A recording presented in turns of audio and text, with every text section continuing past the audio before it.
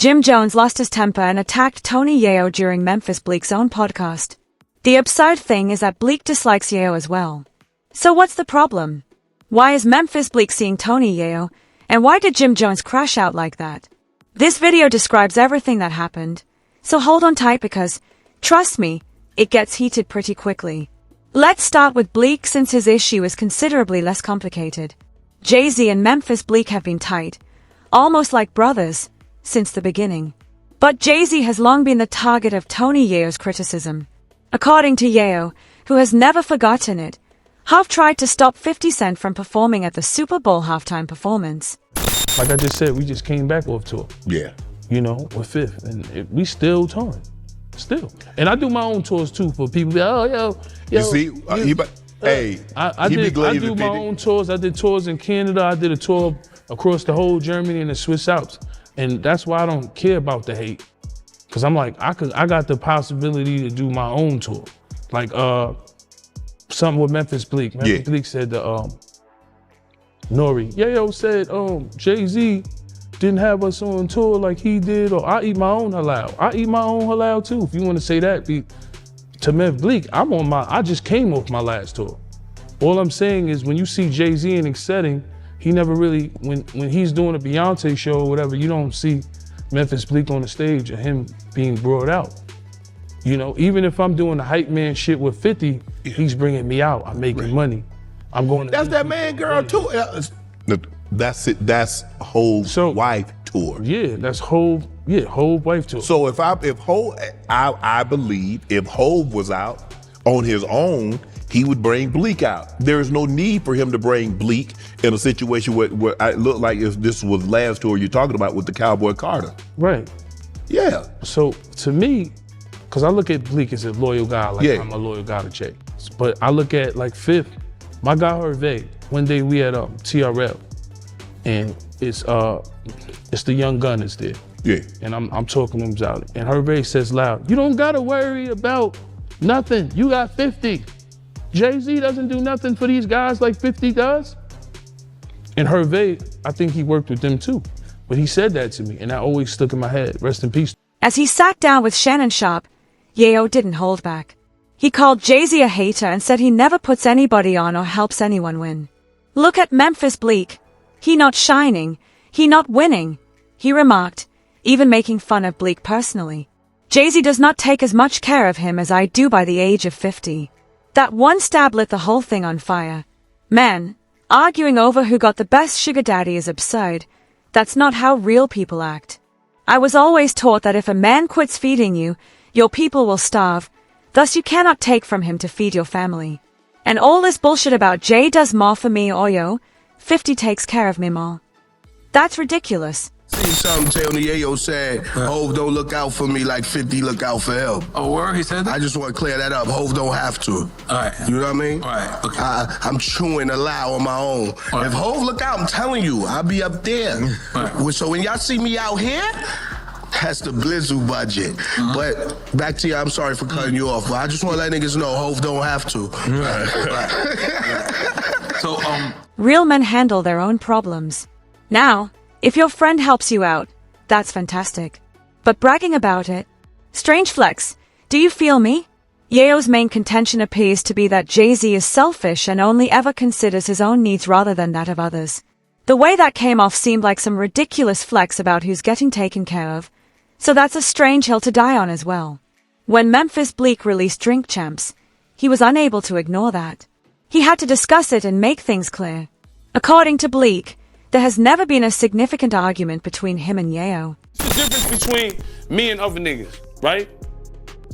Stack Bundles, one of my favorite rappers in the world. Rest in peace. Rest in peace. Right? Brian Squad. Rest in peace. Far Rock. Yep. You understand? Jim Jones, he had Stack Bundles, he had Max B. I looked at it like, wait, you know. Stack's Bundles, who had a portion, was still in the hood. No disrespect to Jim Jones. Fifth had me in Battery Park. I could walk out that barefoot. Get the socks. See, that's when a nigga love you, nigga. You can get the socks, nigga. Sneakers Dior, nigga. But I'm walking out there barefoot. That's when you know a nigga love you, boy. Cause he making sure you don't get your shit split.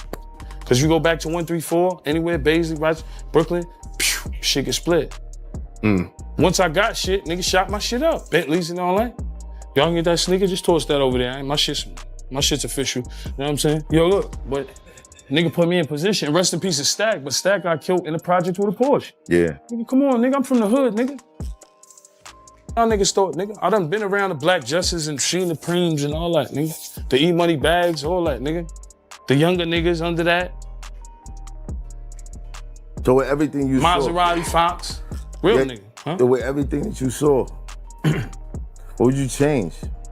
I just pray to God every time I leave the house. But what would you change? Change what? Pass the cup. I heard you talk about all the shit you went through, all the shit niggas is still going through. What God, one of them cups listen, just for what the God ashtray. got planned for you is planned for you, brother. God already know what's planned for you in life. God planned for you to come here and spaz on y'all niggas tonight. I spaz? I'm just saying, it was a plan. I mean, I do be on some Hollywood shit in Europe. I gotta stop. Yeah. Something like, yo, stop talking about Europe. I don't, like, when you come here, you gotta deal Don't with treat niggas. Vlad like that, bro. See how niggas is? See how No, I niggas ain't is, nothing bro? with Vlad. He ain't treat Vlad do like with Europe. this. He I ain't treat do Vlad things like you have to this, do with my Europe. nigga. When you After Yayo's comments, things definitely changed, even though they had previously shared quarters and perhaps worked together on some projects. Even though there isn't a real conflict at the moment, Bleak clearly has a point. Man, forget Tony Yayo. Straight up, Memphis Bleak remarked, though he hasn't said it yet. The issue is that Tony Yayo has always been quick to point fingers at people who don't look out for their team. And his most recent conflict with Jim Jones was the result of that same energy. Jim Jones, 50 Cent, and Cameron were all part of a tumultuous G-Unit versus Dipset era, which we all remember. I'll say this.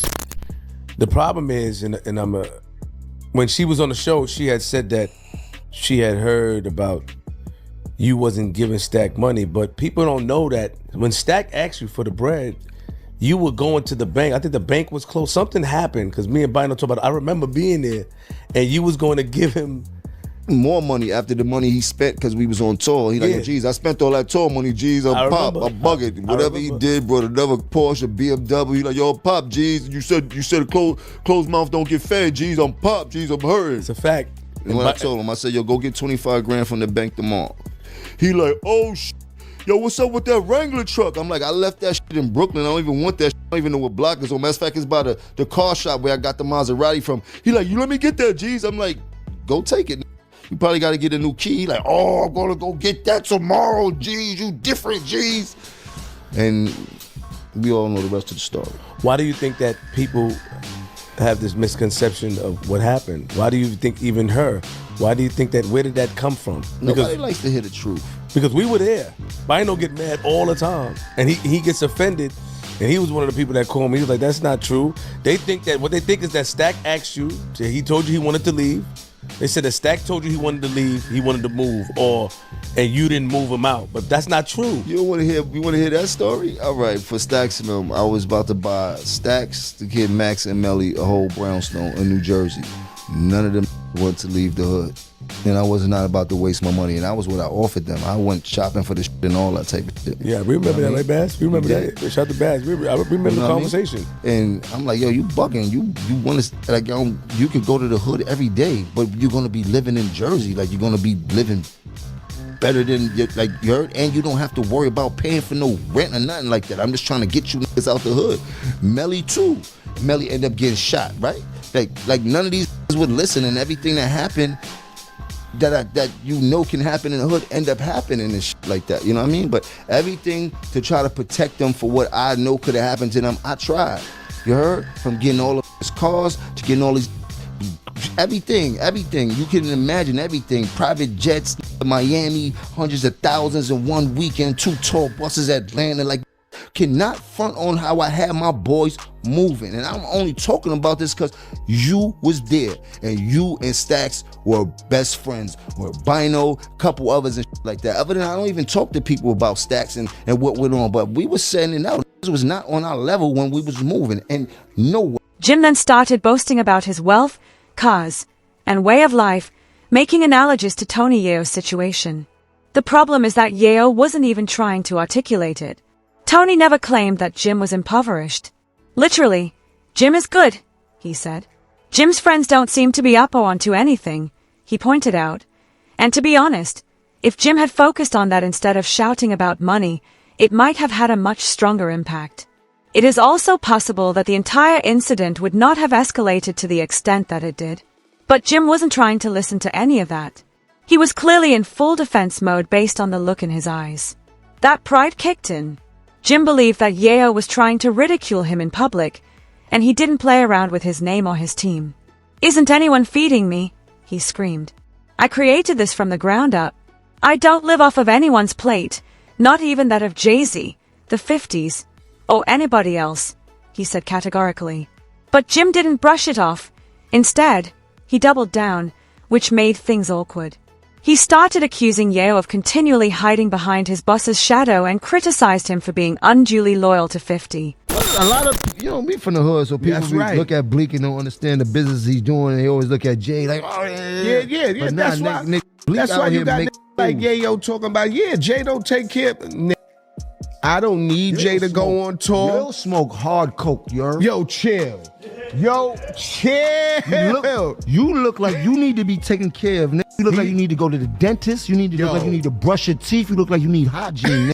You look like you need help. Tell your man 50 send you an ounce or something, You do need that You might help. need 2 ounces, nigga. That's why Paid in full movie, nigga. I got a G for every bump in your face, nigga. I promise you that, nigga.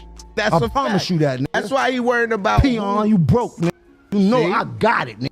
What's up? The ain't bag nobody, is up. The bolsa. Hey, yo. Hey, Flea, where the bolsa at, Flea? Let me finish that off. Ain't nobody taking care of over here, B. Yo, nah, you good, my nigga. I fucking love it. They deserve it. They need to hear this shit, man, because they bugging out here. All these niggas worrying about who taking care of who. We take care of we. Ain't no who nigga. Take care of who, nigga. You nigga. Know who doing it. We live. We getting money. Nigga. We take care of everybody, nigga. We take care of each other, nigga. That's a fact, my G. But linking back up with you, Jim, we missed out on a lot of opportunity, bro. But we ain't gonna miss it out going forward. We need to put some pain together, bro. Don't lie. At that moment, the conversational environment in the room gave way to open animosity. Bleak tried to calm things down, but Jim was gone. Emotions took control. You could see that not just Yayo was now included, but everything that had gathered over the years. Jim was sick of the taunts, the analogies, the comments about you ain't taking care of your people.